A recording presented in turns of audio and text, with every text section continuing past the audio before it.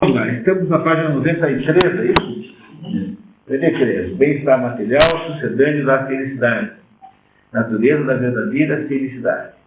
Então agora ele está aí entrando no mais um dos problemas do mundo contemporâneo. Você sabe, o autor faz uma avaliação de doenças contemporâneas e as interpreta e as terapeutiza, né? Podemos falar assim, né?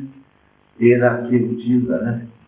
Com os antigos para o Giovanni Reale, os pré-socráticos e, sobretudo, os três grandes filósofos gregos.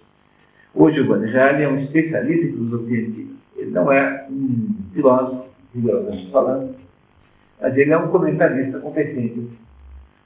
Ele é um sujeito muito culto e é uma das melhores interpretações de Platão. Se eu fosse resumir o Giovanni Reale, é uma coisa só, dizer que ele é um especialista em Platão. Tá? Esse italiano está vivo ainda, é um contemporâneo nosso. Muito bem, quem é que quer começar lendo? Vamos fazer na sequência, mas melhor, né? Luiz, você, começa, vamos lá. Bem-estar material, sucedâneo da felicidade. Natureza da verdadeira felicidade. Como podem os artigos de fé fundamentais da psicologia terem todos os piores absurdos e falsificações? O homem aspira à felicidade, por exemplo, o que pode haver de verdadeiro nisso? A felicidade não consiste nos rebanhos e tampouco no ouro. A alma é a morada da nossa sorte. Demócrito. Demócrito é um filósofo antigo, né? É contemporâneo de Aristóteles. Né? Tem que olhar, olha naquele, para confirmar a lista, Demócrito deve ser contemporâneo de Sócrates. Não sei se dá para chamar de pré-socrático. Você tem? É isso, né? E o Nietzsche você já conhece, né? É o nosso maluquinho que no século XIX, né? Doido. Eu também estou descobrindo que o livro do André Camus, chamado O Mito de Sísifo, é um livro nietzscheano profundo, assim, total e completo. Né? E para você ver a influência que tem Nietzsche, tem uma influência extraordinária sobre a filosofia contemporânea. Nota. Bom, aí continuamos. A mitologia do bem-estar. O outro mal que aflige o homem de hoje é a busca ilimitada do bem-estar material como substituto da felicidade espiritual, liquidada como um quimérico e inexistente sonho do passado. Não podemos mesmo evitar pronunciar a palavra felicidade. Não a usamos sempre para raramente com timidez, quase com vergonha, como se pertencesse ao vocabulário das ilusões da juventude, ou seja, aquelas ilusões que o homem racional maduro não tem mais o direito de manter. Quer dizer, temos um preconceito contra a palavra, nem todo mundo tem. O problema não é tanto você não ser capaz de dizer que você quer ser feliz, o problema é o que significa ser feliz. Então, o que as pessoas no mundo contemporâneo rotulam de felicidade, quase sempre são demandas muito básicas. A felicidade é mais ou menos ter uma vida econômica previsível, ter lá um casamento, ter ali um carro mais ou menos, ter assim um certo status, não é? Isso, poder ir no baile da primavera do Paraná Clube, né? Qualquer coisa assim desse gênero, né? O que são objetos muito pequenos de felicidade. Então, dizer, quando as pessoas dizem eu quero ser feliz, isso é uma marca, é uma coisa interessantíssima. Uma pessoa que declara que quer ser feliz, não tem explicado em que consiste essa felicidade, e, de modo geral, vê na felicidade uma certa solução para a vida material prática. E declarar ser feliz nessas condições não é o que os gregos propõem. Né? Não é o que o Nietzsche acha que é ser feliz, mas também não é o que os gregos achavam. É uma espécie de objetivo de vida muito limitado e pequeno. E as pessoas fazem isso, por exemplo, aquele negócio das mulheres que quase sempre dizem que gostariam de ter homens sinceros. Aqui é um homem que fosse sincero. Eu fico imaginando que desastre deve ser um homem sincero. Se fosse mulher, seria um homem bem mentiroso. Imaginou? Não é um homem sincero que deve ser? Né? Assim, né? Eu tô gorda? Tá. Você acha a fulana mais bonita que eu?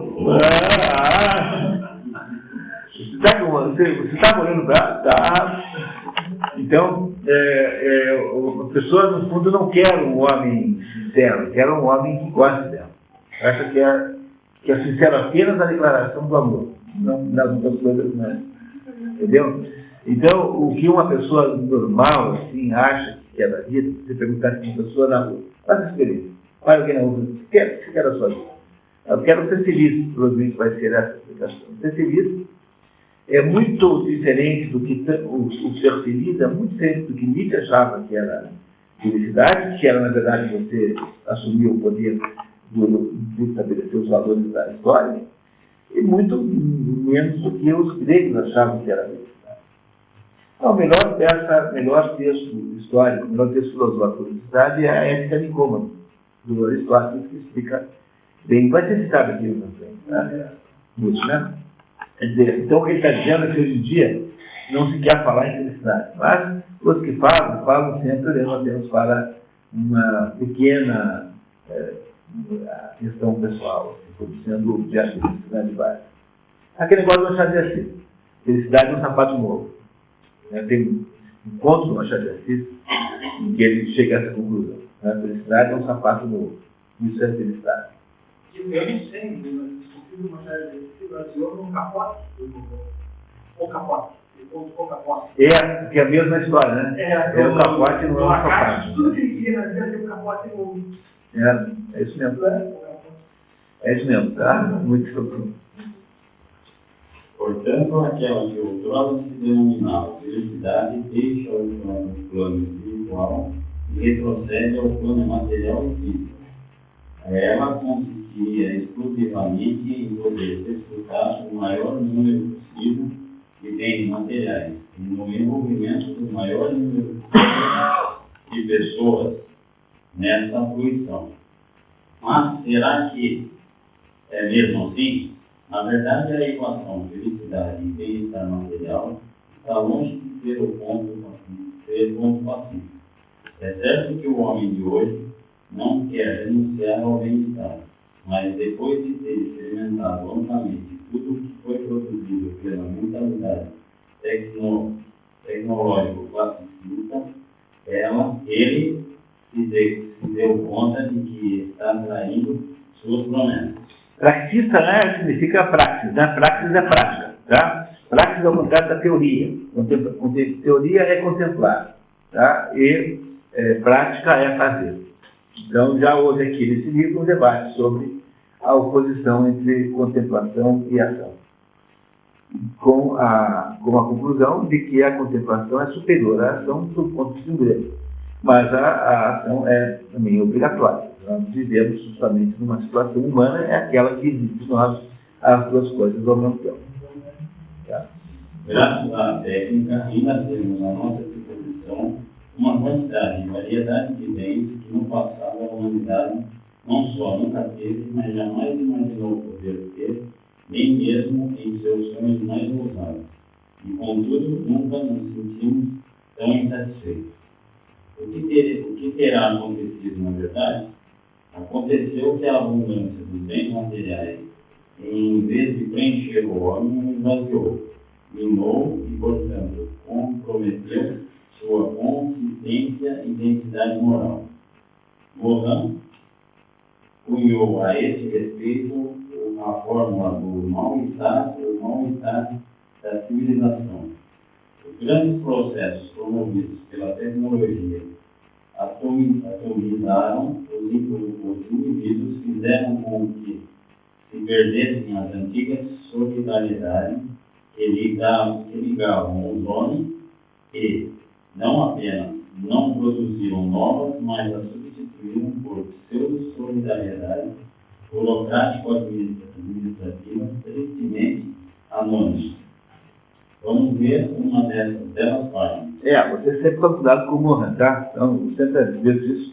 O Edgar Morin é uma pessoa assim, é um pensador moderno, contemporâneo, meio pensador da ONU, assim, que tem momentos de lucidez, mas ele quase sempre deixa a porta aberta para todo tipo de maluco tomar o poder, né? Então, no fundo, ele está o tempo todo arrumando uma desculpa para aumentar o grau de tirania do mundo sem querer. Tá? Então, só cuidado com o Morin, não é um pensador a quem você deve embarcar assim com muita facilidade, não, tá? Diga, Paulo. Porque é um caso aqui. Morin cunhou esse terceiro forma de mal-estar ou mal-civilização. Quando eu li isso no livro, eu lembrei tudo. Até que ponto isso não se remete a... Mas o Morin é isso mesmo. A sociedade estraga o ser humano, então você gera para mudar isso de utopia. Quer dizer, vamos inventar uma sociedade que não estraga.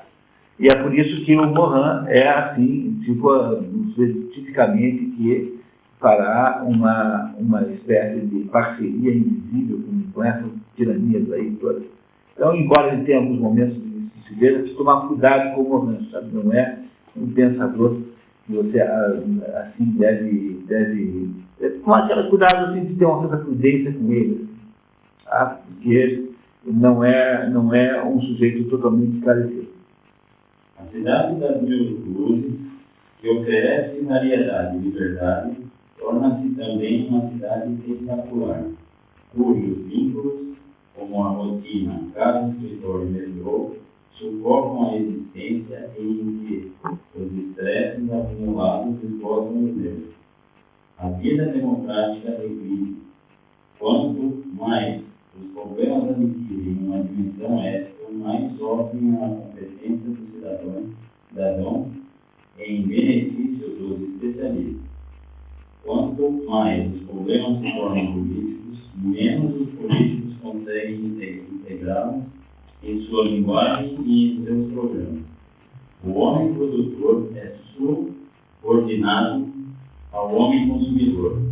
Este é o produto vendido no mercado e este último as forças luminosas, cada vez menos controladas, daquele círculo vicioso em que se cria um consumidor voltado para o produto, e não apenas um produto dirigido ao consumidor. Uma agitação superficial toma conta dos indivíduos nos momentos em que conseguem escapar dos vínculos Escravizadores.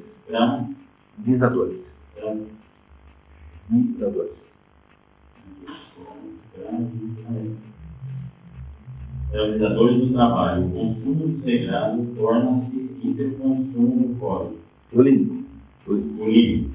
Que se alternam com as dietas feitas de privações. Sabe o que é bulimia, né? Uma doença que a pessoa começa a comer desesperadamente, assim, em uma incapacidade. Deixa eu fazer essa analogia com a bulimia. A bulimia você provoca o vômito segurando.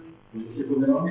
Não, mas que a bulimia é uma doença de excesso de comer excessivamente. Depois você sai considerando que você comeu demais. Entendeu? Mas a bulimia é uma espécie de incapacidade de controlar o apetite. Por isso é que ele está aqui contrapondo bulimia com dieta. Então, uma come demais, depois tem que fazer dieta no caminho, né? Mas de maneira, qual seria então o objetivo? Embora você é produtor, para você consumidor, então você seria um dos dois fixados? Não, ele aqui não está falando disso. Ele está dizendo que ele está descrevendo como é um mundo contemporâneo, tem uma certa razão, né? Dizendo que é um mundo, no fundo, se o René Guénon estivesse falando conosco aqui, ele diria é um mundo apenas mobilizado pelas quantidades. Ou seja, uma hora tem quantidade de mais comida, depois tem quantidade de menos. Então, quando você pauta tudo pelas quantidades, então você tem um mundo, assim, um mundo material exclusivamente. Então, as pessoas passam a viver em função de quantidade. Essa escravização que acontece no contemporâneo. Você passa a viver em função de quantidade. As quantidades pautam a vida de todo mundo e as existências e os planos pessoais. É isso que ele está dizendo. De você subordinado dessa máquina. Você não tem mais autonomia em relação a ela.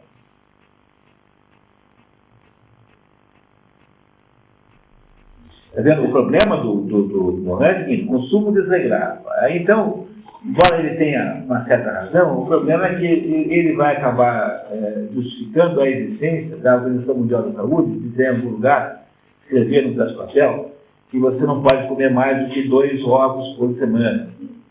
Entendeu? Aí o que vai acontecer é o seguinte: aí, de alguma maneira, alguém vai te amolar com essa história, vai baixar um decreto para te aporrinhar com essa história de 2 ovos por semana. Você vai ter aí os nutricionistas vão aporrinhar o resto da nossa existência, então vão mudar o cardápio da comida da empresa, vão ficar perseguindo as receitas que tem mais do que 2 ovos, vão fazer, sei lá, a criminalização do ovos nevados, sei lá o quê, proibir isso como diabo, né? Ontem eu contei na televisão que tem uma ONG aí que descobriu o seguinte: que não tem coisa pior para a saúde do que fogão a lenha. Dá para imaginar uma coisa dessa? Hã? Não, fogão a lenha, você queima aquela madeira, né? Você tem determinados gases, né? Vapores que saem daquilo que são tóxicos. Com isso, então, mas quem é que usa fogão a lenha no Brasil? Na cidade só padaria não, é pizzaria. E quem usa fogão a lenha é assim, quem tem um sítio, no sítio usa fogão a lenha. Então, qual é o trade-off, né, no sítio, né? Sei lá, então, no sítio você tem uma pessoa lá do sítio que cozinha fogão a lenha, em compensação, não tem fumaça disso, não tem, e no entanto, né, essa pessoa agora está cometendo um ato de altíssimo risco, e essa ONG se irá dedicar, então, com o dinheiro, obviamente, do governo, né, dos governos, a perseguir implacavelmente os fogões a lenha. E a Abacaxi, sendo coautora do crime. Então uma hora eles vão proibir a pizzaria com fogão a lenha. Isso não pode ter de modo nenhum. Então, vocês compreendem que o problema é que a gente tem que tomar cuidado quando a gente faz essas análises do mundo contemporâneo. Nunca tomar cuidado para não se estabelecer raciocínios sociais com base em ideias confusas. Por exemplo, o que é uma ideia confusa? Salário justo. Isso é ideia confusa. Capitalismo selvagem. Não há nenhuma espécie de uma possibilidade de ter capitalismo selvagem. Selvagem é uma categoria qualitativa que não tem nenhuma ligação com o capitalismo. Eu tenho capitalismo ou não tenho capitalismo? A selvagem é uma maneira de apenas você confundir o assunto. Não tem sentido real, verdadeiro, uma expressão como capitalismo selvagem. É apenas uma expressão sentimental que você usa na campanha política. Essas coisas todas. Não tem sentido nenhum real, verdadeiro. Agora, quando você não faz isso, então, você está falando de consumo responsável, e pronto, já aparece alguém na ONU, na Unesco, para criar as 10 metas para a alimentação do milênio. E aí, se você for ver a literatura médica, né, tudo é proibido. Não pode comer pão, não pode tomar sal, não pode não sei o quê, não pode comer nada cru, não pode. A sua vida é uma inviabilidade. Então, e absoluta. Se você for pelo critério médico, nada pode. Eu mandei fazer uma visita de maneira para o escritório e você falou, olha que coisa. E ele falou, eu uso só metal porque eu não sou contra o corte de gás. Eu falei, você sabe quanto vai de madeira para fazer o aço? Pois é. O alceu, Bom, chega a ponto de né? Pois é.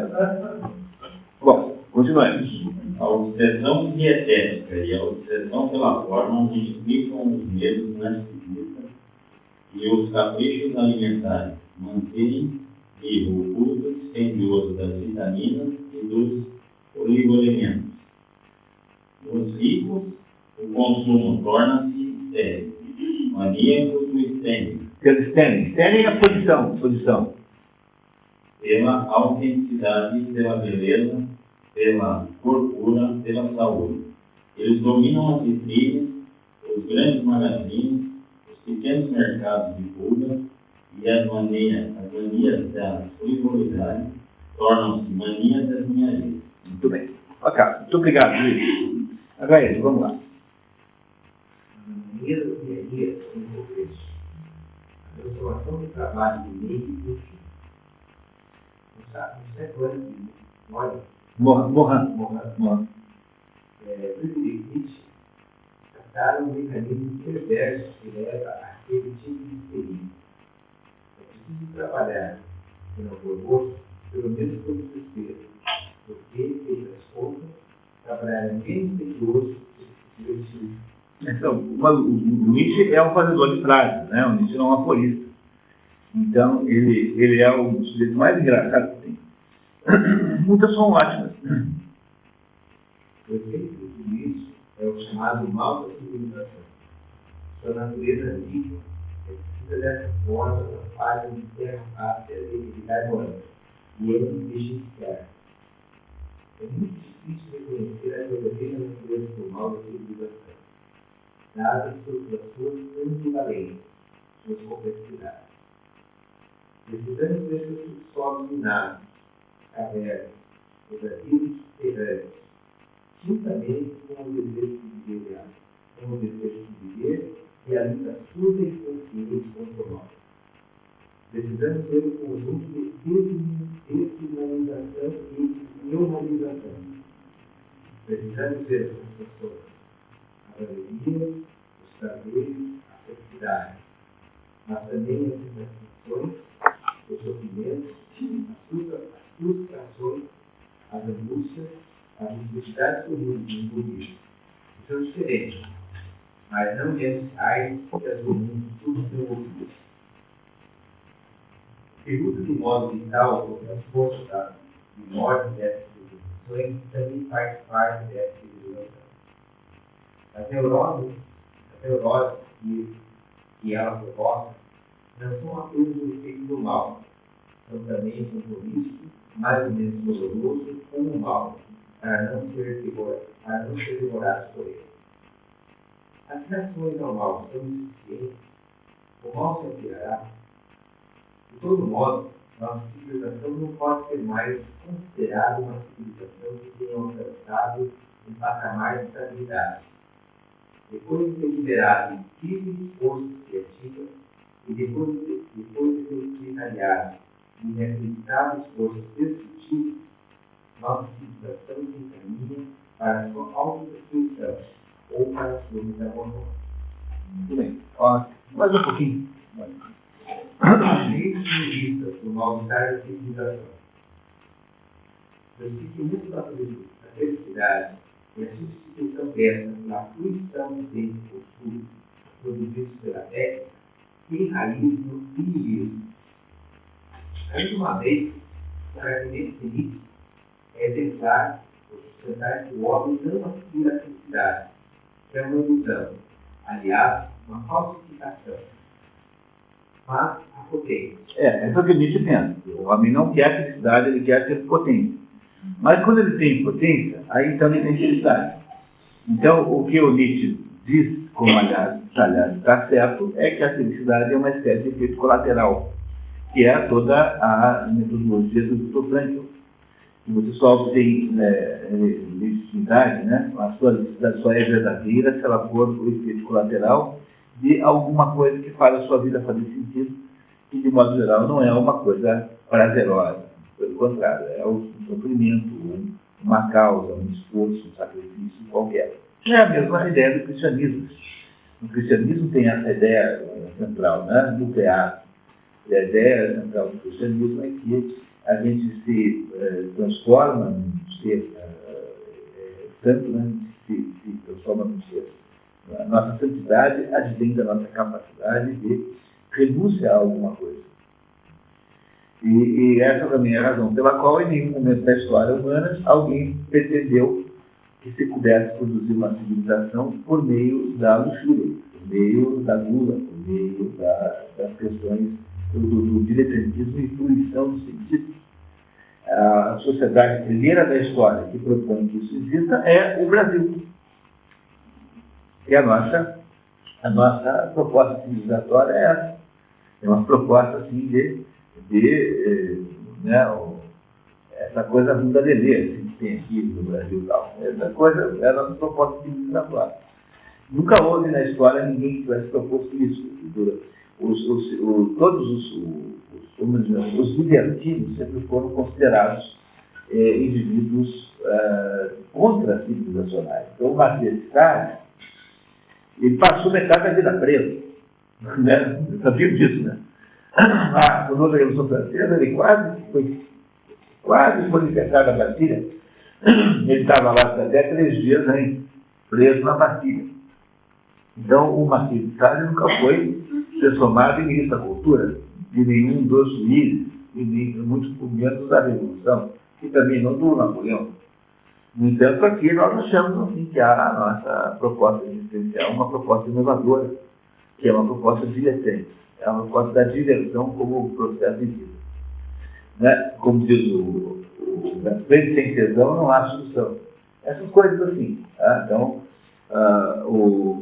não é possível fazer isso de outro modo. É preciso haver. A felicidade é alguma coisa que corresponde a um prêmio, por um sacrifício, por alguma coisa que você faz antes dela. Não é possível imaginar o contrário. Eu lembrar parte de civilização Isso mesmo. É uma das coisas boas que o Freud disse. Né? E aí você tem, quando você estuda a história da libertinagem, né?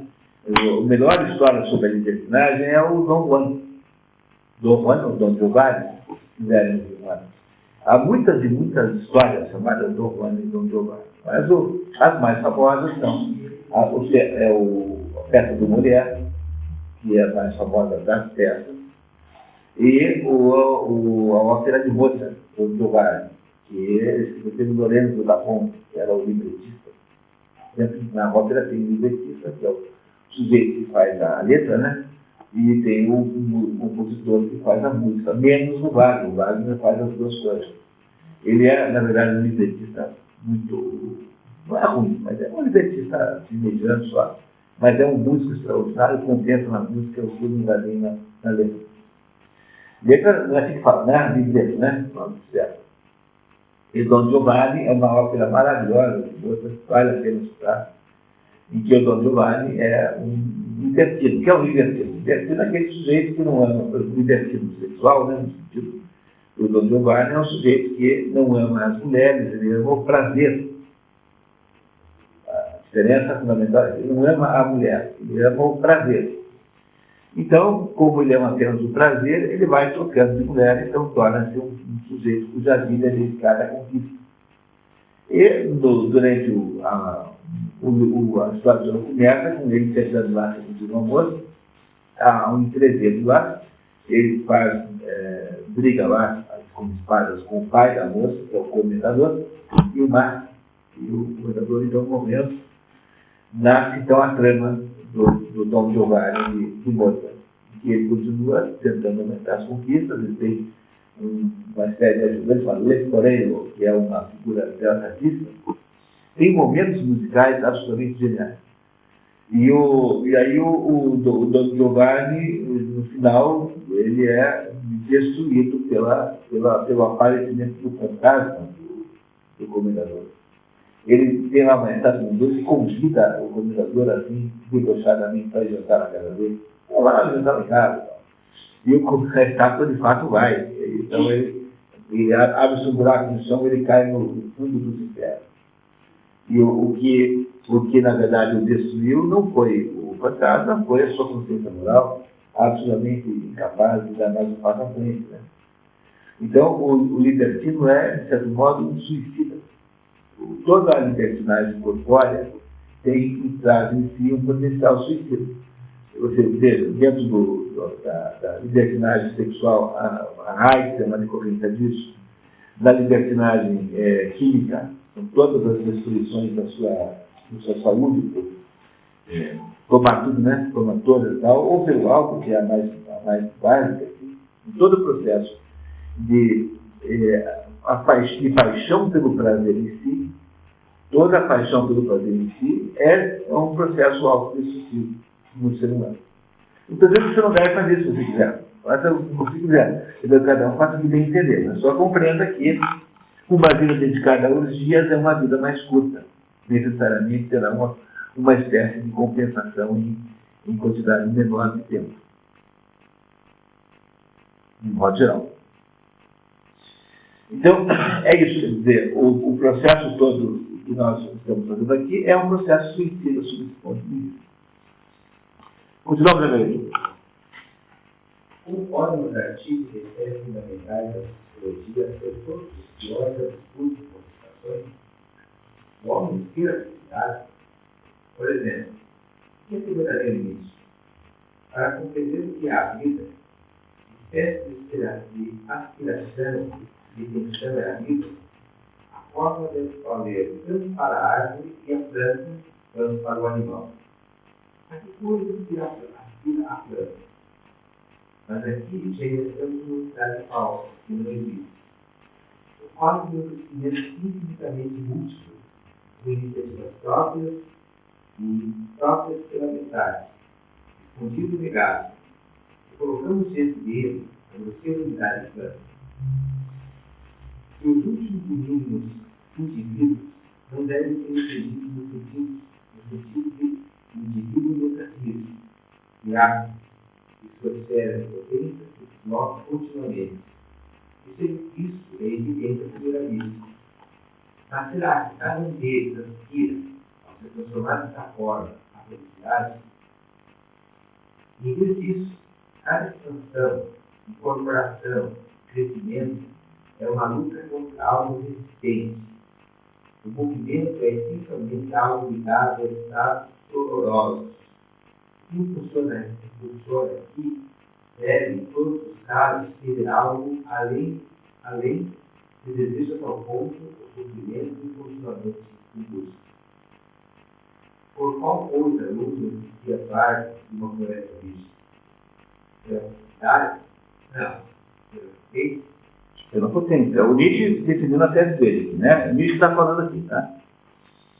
O homem que se tornou senhor das forças naturais, senhor de sua própria selvageria e seu desregamento, o senhor de sua própria selvageria e desregamento, os desejos acenderam a figura de o homem, em comparação com o pré-homem, representa um enorme quanto de potência, não um aspecto de necessidade, como se pode explicar que ele criou a felicidade. O que o Nietzsche está dizendo, tocando miúdo, né? É que assim, quando uma árvore cresce, ela não quer ser feliz, ela quer apenas tornar-se uma árvore crescida, que é na sua natureza fazer isso. E quando o homem, então, vive, ele também não quer ser feliz, ele quer apenas tornar-se um homem crescido, ou seja, um sujeito que controle e que tenha nas suas mãos o seu próprio destino.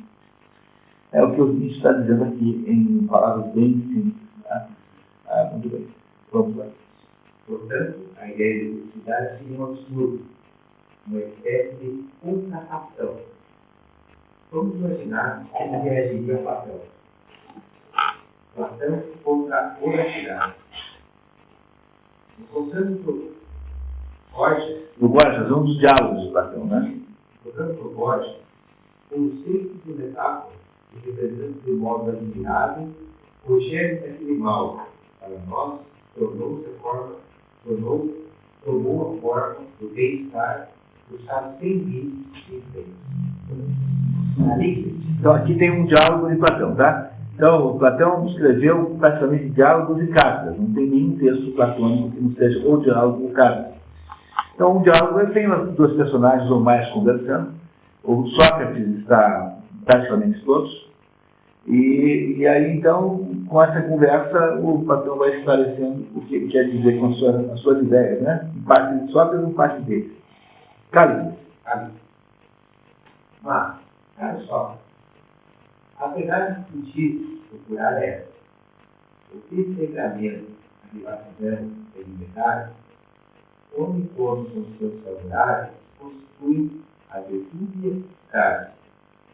Tudo mais no fato de europeia, convenções dos homens contra a natureza.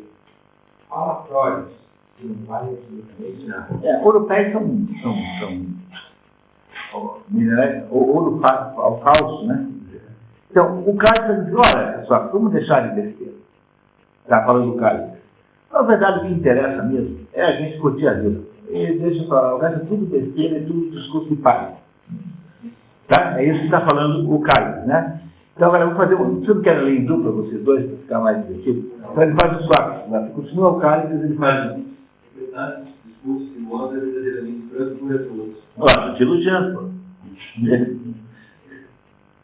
Acabam de expressar com clareza o que os outros certamente pensam, mas não querem dizer. Por isso te peço que não desistas de forma alguma, a fim de esclarecer visualmente e como devo dizer. Dize-me, afirmas que não precisamos referar as paixões. Se deixamos de ver como se deve, mas que deixamos acontecer o mais possível, devemos empregar todos os meios para satisfazê-las. E é justamente isso que se conclui. O Cálices é uma espécie de teórico do tropicalismo brasileiro. 20 dias de carnaval é melhor do que 19. Entendeu? Quer dizer, quanto mais bagunça, mais caro, melhor, tá? Muito bem. É o que eu digo. Portanto, na verdade é que você não precisa de nada para felizes. De fato, a terra e os mortos, desse modo, ninguém vai se ver. Mas, se é como diz, a vida é terrível. Tiramos que eliminados que Eurípides tivesse razão de dizer: quem pode saber se viver não vai morrer? E se morrer não viver? Talvez estejamos realmente mortos. Já ouvi até sábios dizerem que nós, agora, estamos mortos e que o corpo para nós é uma tumba. E que essa parte da alma em que se encontram os paixões e os sentidos e sonhos, e a mudar nossa direção para um lado e para o outro. E um homem engenhoso, discípulo, ou talvez um idiota, falando por imagens, deu a essa parte da alma o nome de barril, por ser seduzível e crédula, e deu aos não iniciados o nome de insensatos. E disse que a parte da alma desses insensatos, na qual residem as paixões, a qual não tem regras nem limites, é como um barril furado, pretendendo representar a sua insaciedade. E, ao contrário do que diz, cara, esse homem demonstra como, entre os que são lábios, é assim que ele chama o invisível. Os mais infelizes são os não iniciados, e como são obrigados a demorar ou a ignorar, o valor igualmente curado. O Hades é o inferno, né? O Hades é onde estão os mortos.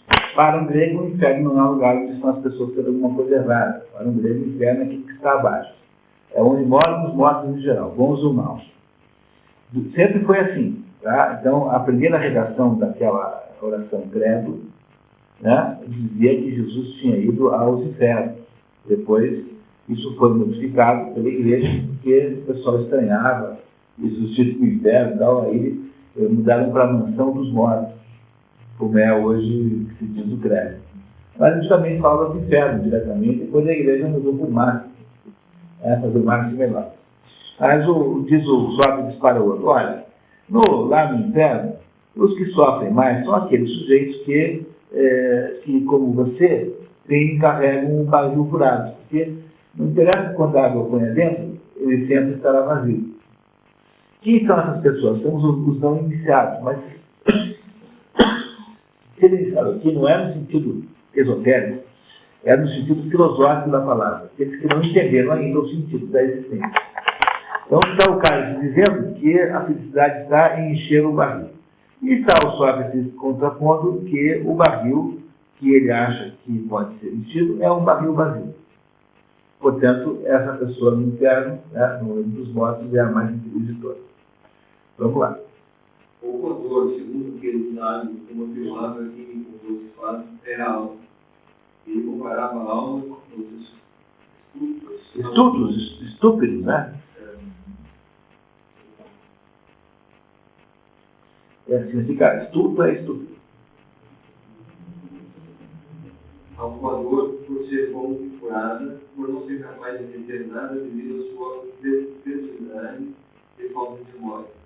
Essas imagens são certamente um pouco estranhas, mas mas expressam bem o que desejam, demonstrar-se assim reconhecer, se possível, ao mudar de opinião, e escolher o lugar da vida desesperante e despegada, a vida moderada e saber satisfeita e cumprir com o que tem.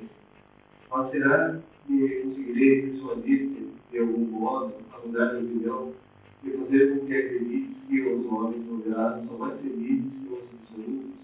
Ou então, mesmo se perguntasse muitos outros vinhos como esse, ainda assim não mudaria de opinião? Somos uma afirmação só. É a verdadeira. É que ele não vai mudar de opinião, né? Pois bem, gostaria de citar uma outra imagem, proveniente das religiões. Tenta refletir sobre os dois tipos de vida, a moderado e a absoluto, se julgas que podem ser comparadas às condições dos dois homens, cada um dos quais tem muitos matizes, sendo que um deles os tem em bom estado e cheios respectivamente. Alguns de vinho, outros de mel, outros de leite e muitos outros diversos líquidos.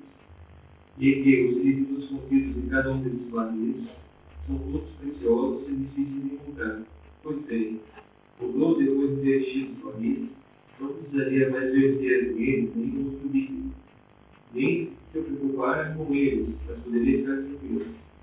Imagina o contrário, que o segundo possa, sem dúvida, buscar líquidos, mas sempre com dificuldade, e que, além do mais, tenha seus barris furados e podres, e seja obrigado a enchê-los continuamente dia e noite para evitar sofrimentos mais graves. Muito bem. Se essa é a vida de cada um deles, diria-se que é mais feliz a vida do intemperante, ou que, ao contrário, é mais feliz a vida do moderado. Dizendo isso, será que é possível convencer a dizer que vida regrada é melhor do que absoluta ou não? Não consegue, só. Aquele que tem os barris cheios não experimenta mais prazer algum de ser reduto com dizer pouco, a viver como uma pedra, e depois que encheu todos os seus barris, não tem mais nem dor nem prazer. Mas o prazer da vida consiste nisso, em transvasar o mais possível. Mas então, não é necessário que muito se transfaça, muito seja perdido, que lábios sejam musculados e mantendo? Certamente. Muito bem, muito obrigado. Mas, Aurélio, continua. Considere que escrever a não serve se dedicar mais refinada do dia e complexo logo de respeito ao menos. Construindo esse modo, que passa através de mentes deformadas e conjunto paródia, novos tipos de imagens e metáforas, admissão do mito a serviço do homem. Logos é a razão, né? Razão, tá? Para compreender corretamente uma mensagem transpacificada, o leitor deve procurar um correto ciclo hermenêutico. O que é um círculo hermenêutico? O círculo hermenêutico é a interpretação, tá? Então, hermenêutico é a arte da interpretação. O círculo hermenêutico é no grupo que é capaz de compreender aquilo, né? Aquelas imagens, aqueles símbolos que estão sendo produzidos ali. Tudo definitivamente, esforçando-se por esquecer por um instante, o retirar sobre o específico que nos adequou nossa cantada modernidade. Entendendo essa afirmação da religião? Porque Aí, o Brasil ele quer um pouco essa coisa que está viciada, as ideias viciadas, né? sobretudo porque as pessoas perderam a noção dos símbolos, né? Que os símbolos representam, o significado das coisas simbolicamente. Então nós tendemos cada vez mais a analisar as coisas de modo literal, e não simbólico. Então, às vezes, os textos mais antigos ficam impenetráveis para alguém que não consegue analisar simbolicamente aquilo que está sendo dito ali.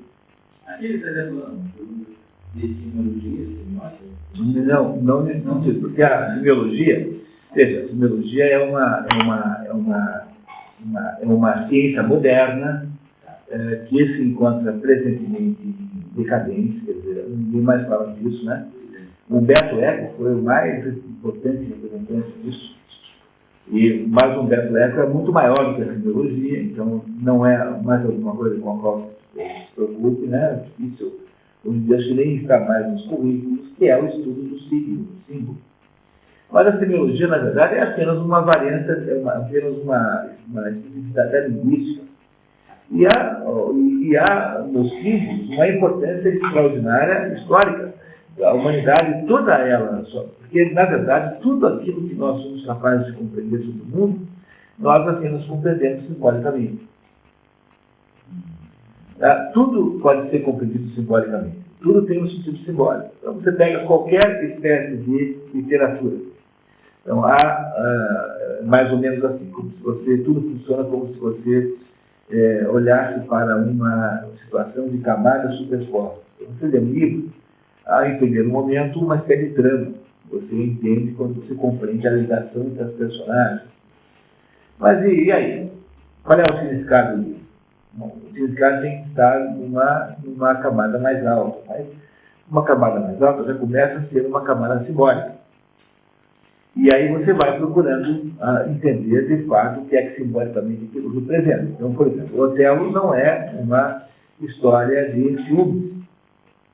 A ideia de que a peça, o drama Otelo de Shakespeare, seja um drama de ciúmes, é apenas uma. Todo mundo conhece a história de Otelo, né? Tem o Otelo, que é o mouro. Por mouro se entende alguma coisa como africano. Não necessariamente árabe, não necessariamente negro. Alguém que é da África. E esse Otelo é um comandante, ele é um militar, um oficial do governo de Veneza, lá da República de Veneza. E ele ganha lá uma guerra muito importante e tem muitos prestígios. E aí, então, ele pede casamento a Desdemona. A Desdemona é uma mulher pertencente a uma família muito bonita. É, na verdade, a mulher perfeita. Ela é absolutamente doce. Ela é uma mulher que tem um sonho. E o Otelo casa com ela. Mas tem um sujeito que não gosta disso, que é o Iago. Iago é um cortesão ali da República, e que aí, então, dedica-se durante o tempo todo a criar uma dúvida na cabeça do Otelo sobre a fidelidade da Desdemona.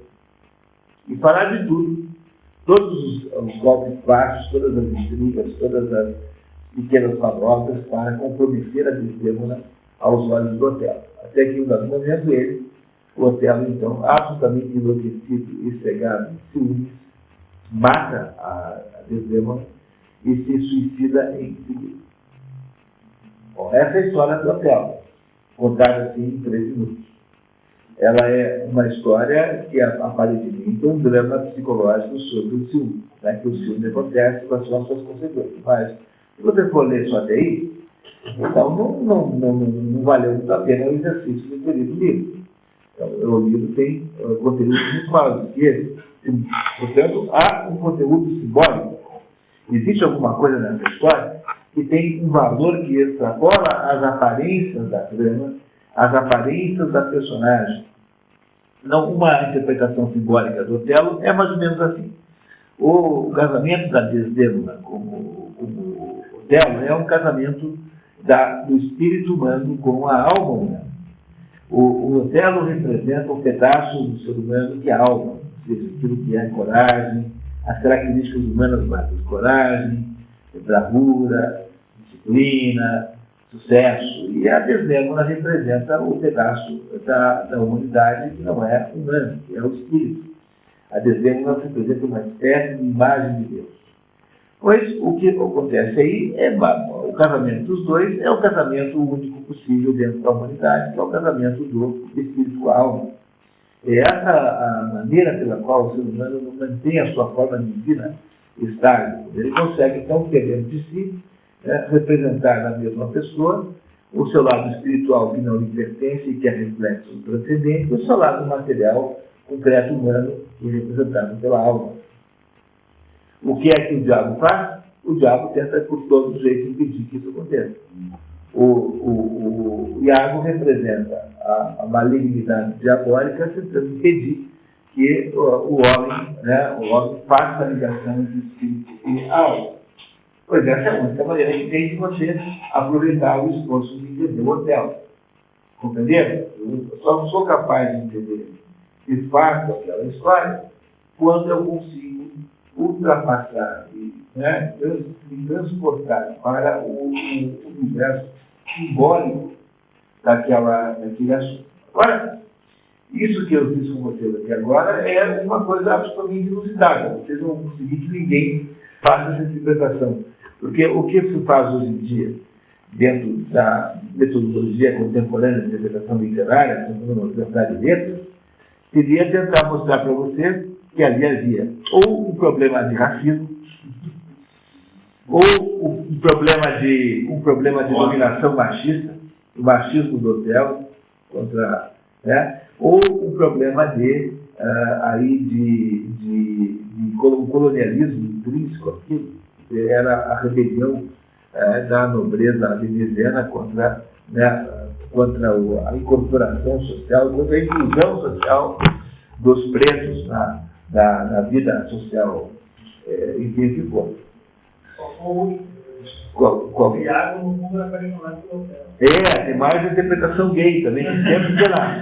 Sério, sempre tem interpretação gay também, né? Quer dizer, há alguma coisa aí de profundamente gay nessa história que ninguém nunca teve a coragem de dizer que tinha. Entendeu? Tem alguma coisa. Compreenderam a diferença entre uma interpretação, que nós podemos chamar assim, de uma interpretação voltada para perseguir a simbologia da obra e uma interpretação correta dessas que a gente tem aí. Hoje, eu estou lá estudando o Admirável Mundo Novo para sábado, né? O encontro de sábado, né? Bati o olho assim, tinha lá um artigo de uma senhora de Maringá, o Wayne, né? Sobre o assunto. Poxa, a Maringá também, eu peguei e imprimi para ler aquilo, era grande, né? Eu não consegui passar da metade, porque é uma dessas interpretações universitárias que ela vai rapidamente tentando saber o quanto é que o Admirável Mundo Novo está ou não apoiando o capitalismo.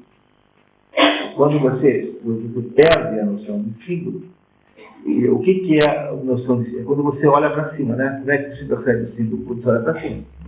Toda vez que você olha para baixo, você vai encontrar o quê? Todas as coisas humanas rasteiras, ciúme, inveja e tal. Então, você sempre pode olhar a obra de vários aspectos. No entanto, se a obra tem algum valor básico para a humanidade, esse valor está mais em cima do que nunca está embaixo. Vale para todas as outras situações. Qualquer livro que você lê, o Morro dos Ventos Vivantes, tanto faz, tá? Sempre se pode olhar um pouco para cima. Por isso que eu tenho insistido, que se há alguma possibilidade de recuperar, restaurar um pouco de cultura nas pessoas, é fazer exercício de entender romance. Por mais que pareça assim um pouco heterodoxo, qualquer pessoa, garanto que tenha lido e entendido 100 romances básicos, será uma pessoa culta. Garantidamente culta. E essa é a fórmula para quem não está querendo estudar filosofia, para quem não gosta de teoria, para quem quer apenas ser culto por via literária, compre 100 livros e entenda os 100 livros. Não é para ler os 100 livros. Porque ler os 100 livros não adianta nada, né? Ler no sentido de atravessar as páginas não adianta nada. Se você puder fazer 99 análises com essa de hotel, você terá entendido de fato o que é, afinal de contas, trata-se do que a humanidade está lidando. Cultura é compreender esse enorme espectro de possibilidades humanas. O que o Otelo conta para você é a essência vamos dizer assim, é o drama que definiu a existência humana. A nossa luta é para associar o intelecto com a alma, ou seja, o espírito com a matéria, e os nossos inimigos tentam impedir o tempo todo. O diabo é uma espécie de diabo. Eu não preciso nem discutir, porque todos já pensaram nisso, que a palavra símbolo tem como seu contrário etimológico a palavra diabolo. O diabo é aquele que impede que você analise simbolicamente as coisas. Diabo está assim.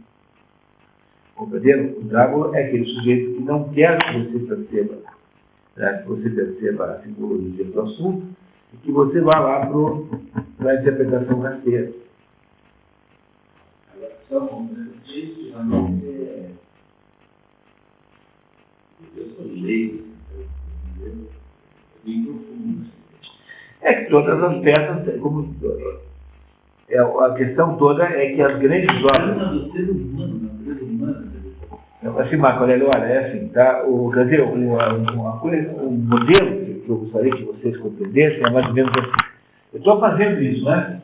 Mas você pode compreender todas as manifestações culturais, digamos assim, os bens culturais, em 4 categorias básicas. Então, se não está rodeado de bens culturais, Teatro Regional tem 50 filmes na cidade, 30 peças de teatro, tem milhares de livros à disposição, você tem shows, você tem lojas de discos com milhares de discos à disposição. Essas coisas todas têm a mesma importância no valor? Certamente que não.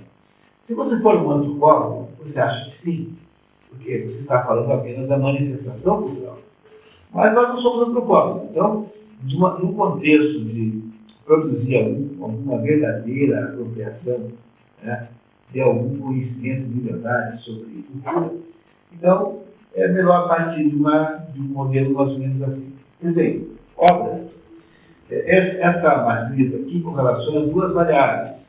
Então você vê assim, ó, então aqui tem forma complexa, forma simples, forma simples. Aqui eu tenho conteúdo denso e tenho conteúdo extenso. Tenho conteúdo leve, ligeiro e conteúdo ligeiro. Então eu estou correlacionando aqui a variável forma com a variável conteúdo.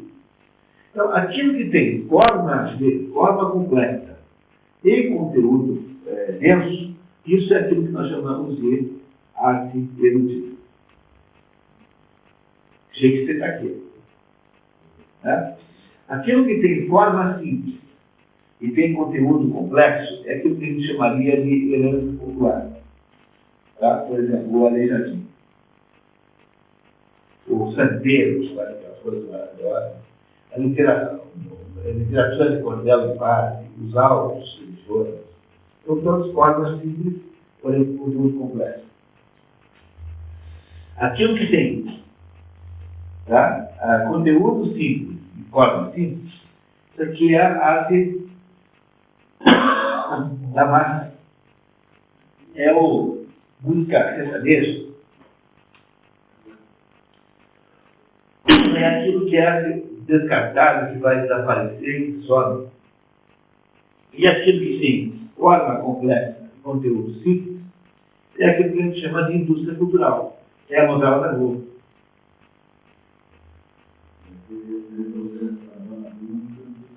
Não, bem feitas, complexas. É a opereta, entendeu? É aquilo que tem uma aparência boa, que é feito com sofisticação, mas não tem nada dentro. É tudo vazio, é uma espuma só. Então, o teatro de revista, por exemplo, é aquele quadrante lá, a arte de massa. Mas a novela da Globo não, a novela da Globo é complexa, tem grandes investimentos em dramaturgia, mas não tem conteúdo nenhum.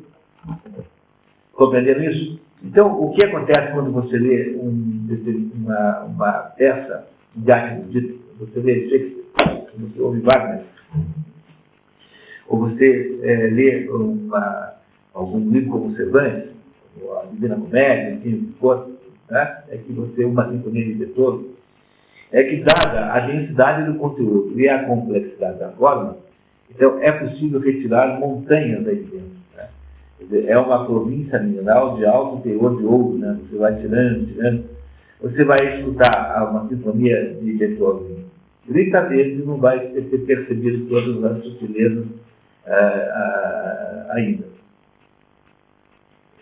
Vocês entenderam? Quer dizer, há uma espécie de hierarquia das manifestações culturais. E essa hierarquia, a compreensão dessa hierarquia é o primeiro meio, a primeira metodologia, o primeiro princípio para que alguém consiga compreender, criar para si próprio um plano de cultura. Porque a primeira coisa é saber escolher. Nesse monte, né, nessa multidão, nesse oceano de opções. Teve um maestro, o maestro da Carlos, colocou alguém da Petrobras, que está dirigindo, né? E junto com o bateria de escola de samba, tocando moda nas caras. E aquilo desmorontou. Ele foi nos pais. E a síntese da entrevista dele: não temos que ter preconceito com o adulto, com a música erudita, tudo é uma coisa só. Mas eu não sei se ele pensa nisso. Essa é a visão antropológica, que no caso do maestro é uma espécie de demagogia, né? Porque é óbvio que tem diferença. Agora é assim, você pega naquele quadrante lá, herança popular, porque vocês falaram que o que está aqui, ó, isso aqui é parceiro, ó, isso aqui é que tem valor, esses dois aqui. E esses dois aqui são perecíveis. Né? Então você não precisa ter, pode ser popular e ser bom. Você pega lá, música popular de raiz, você pega lá um blues, você pega lá música caipira, bem tocada, de qualidade, isso tem muito valor. Entendeu? Tá? O problema é que esse aqui gera essa distorção aqui. É assim, veja só. Olha, tudo começa aqui, ó. Essa é a matriz de tudo. Essa matriz aqui, ela gera uma forma popular legítima. É como se ela gerasse uma espécie de espelho popular que é legítimo. Agora, todos os dois têm uma espécie de degeneração. Esse degenera em indústria cultural e esse degenera em arte de massa. Compreendendo? Esses dois de baixo são degenerados. Esse aqui não é um degenerado. Esse aqui é uma espécie de espelho com muito valor. Então, o sujeito que entende de música sabe que isso é assim. Não tem a menor dúvida disso. Agora, você não pode falar isso no Brasil porque parece que você está contra lá, isso é aquilo. Mas tem pedaços da música popular que são profundamente legítimos, extremamente valiosos. Então, o que você não pode achar que esse samba de enredo de escola de samba, que está naquela categoria lá, a de massa, tem algum valor artístico.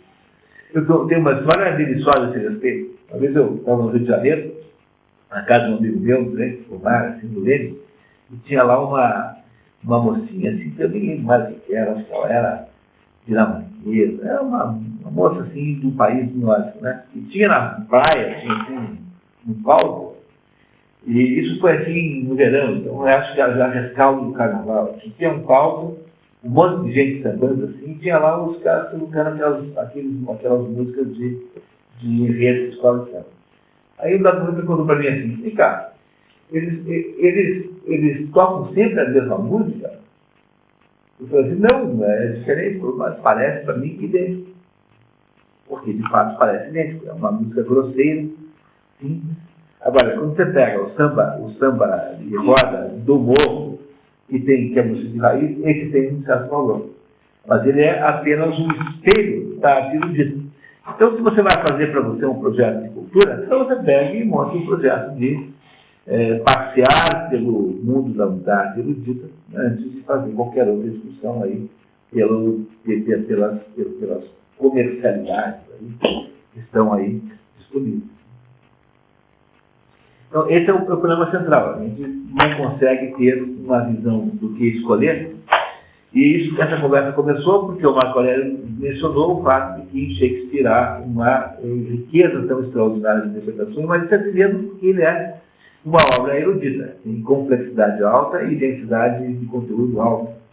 E é por isso que ele sempre irá estar por aí. Tá bom? Muito bem. Essa questão da modernidade aqui não.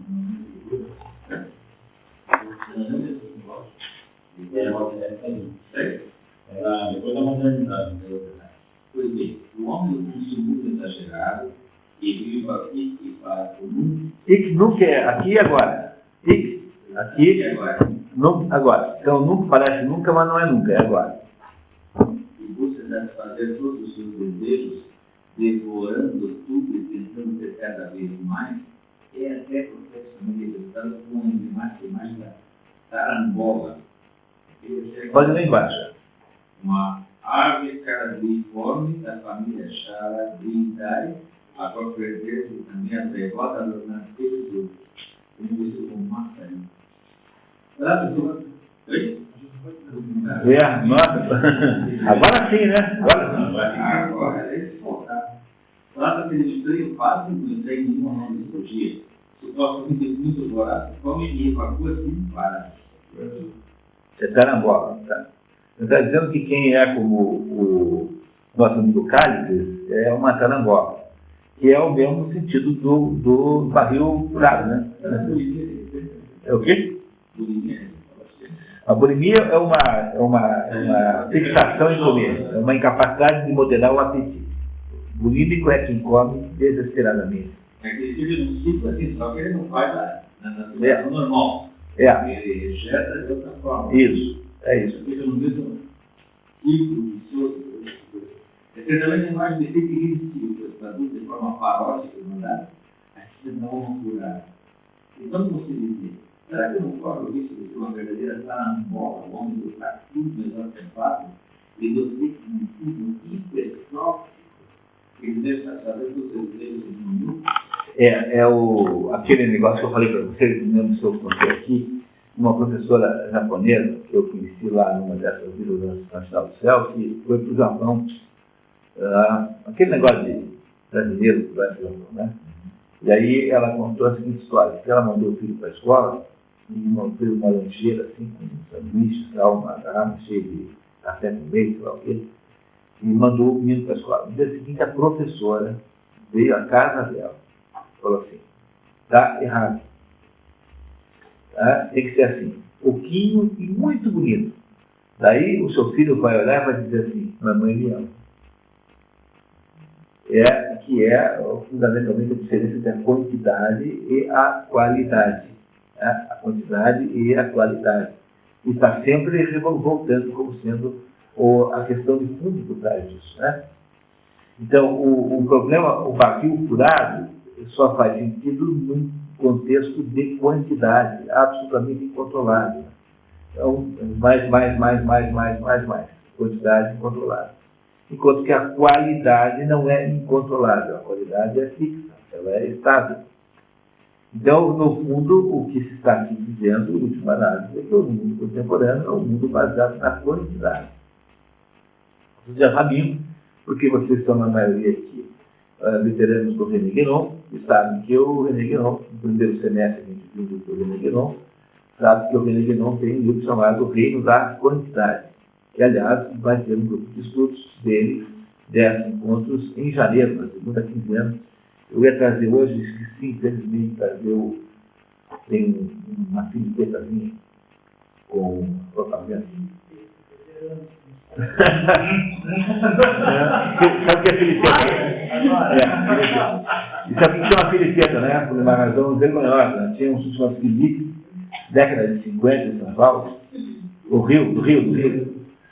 E esse Felipe era um oficial reformado, das Forças Armadas, e ele inventou o seguinte negócio. Imagine, então, ele comprava de automóvel.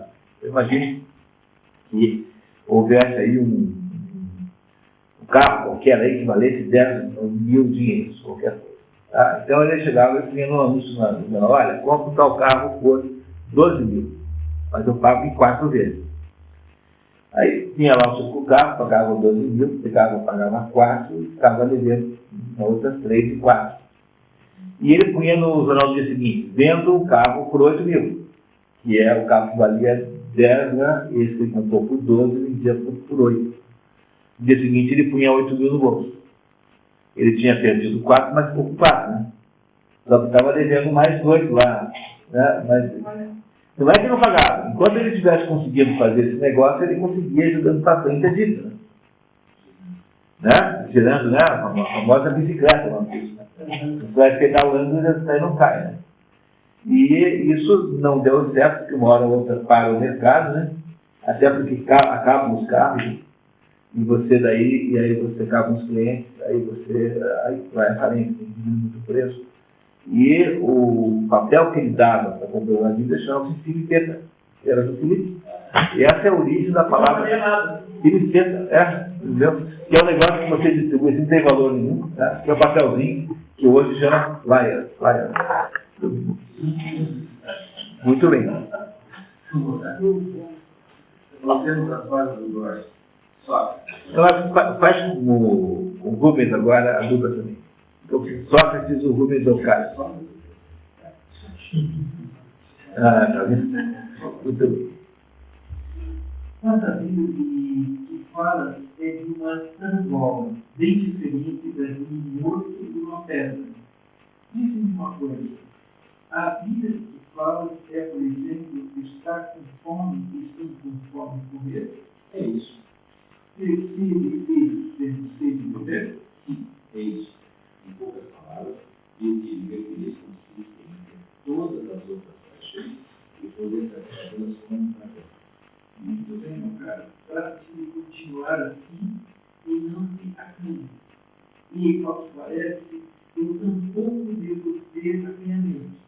Dizem, em primeiro lugar, que viver feliz é também estar com sarna, ter gana de se gostar e poder fazer à vontade, passando a vida gostando de tudo. É isso que diz fala sobre um tributo da festa. Justamente por isso, Cálice deixei Gorgias e Paulo perplexos. Mas, corajoso como és, certamente não ficarás perplexo nem empenhado. Apenas responda-me. Diz então que até quem se possa levar em vida agradável. Isso é agradável, é também feliz, não é? Com certeza. Talvez só a cabeça coce. Ou será que preciso fazer ainda outras perguntas? Imagina, Cálice, o que responderia se alguém me perguntasse sobre cada uma das outras partes do corpo? Feitas contas, para terminar, será que a vida dos desavergonhados não é assustadoramente torpe e desgraçada? Ou teria o atrevimento de dizer que eles são felizes, desde que tenham em abundância tudo o que preciso para satisfazer suas necessidades? Não tivemos, sabe, de levar a conversa para encerrar. Sou eu que eu faço, ó Senhor. Ou, ao contrário, é aquele que afirma sem peso que são felizes o que lhe fazer, seja ele qual for, sem fazer distinção entre prazeres bons e prazeres ruins? Diz-me ainda uma coisa. Afirma que o prazer é bem, afirma que prazer e bem são a mesma coisa. Ou há algum prazer que não é bom? Digo que são a mesma coisa, porque se eu negar, meu discurso seria bem. Muito bem. Então, aqui, o sujeito, então, aqui foi encurralado no canto pelo Sócrates, não tem como responder mais. Comecei a continuar agora ele vai explicar o que aconteceu. Então, Rubens, isso, obrigado. São fatores que, no final, se mostram extremamente importantes, mas extraordinária verdade revela, portanto, como a raiz do mal que estamos discutindo já estava presente na minha antiguidade e consistia no hedonismo grego interno. Hedonismo é a fixação em prazeres, ou seja, uma vida de prazeres desenfreada é hedonismo desenfreado. É como se o mundo fosse assim uma sexta-feira à noite permanente. Então esta é uma ideia profundamente infelicitante no ser humano. Não é possível construir uma existência minimamente feliz com base numa espécie de como se você fosse uma personagem do filme Calígula ou Brothel. Né? O Malcolm McDowell, aquele ator inglês que fez o Calígula no filme, perguntava assim: mas Malcolm, você não ficou constrangido de fazer um papel, né, tão depravado como esse? Não, eu fui só como eu sou, me comportei naturalmente. Então, onde você chegou? Mas são 8h30. Vamos lá? Então vamos lá.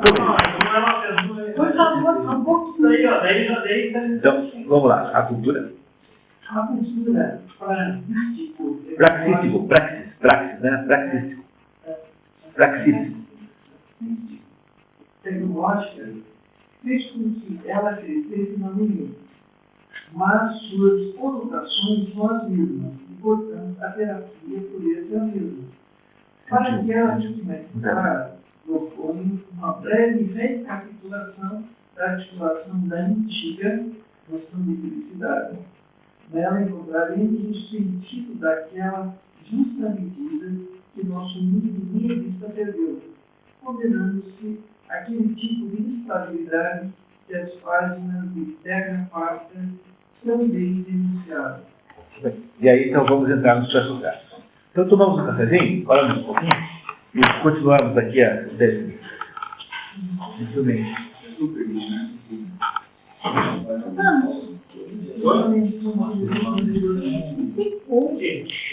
É o livro do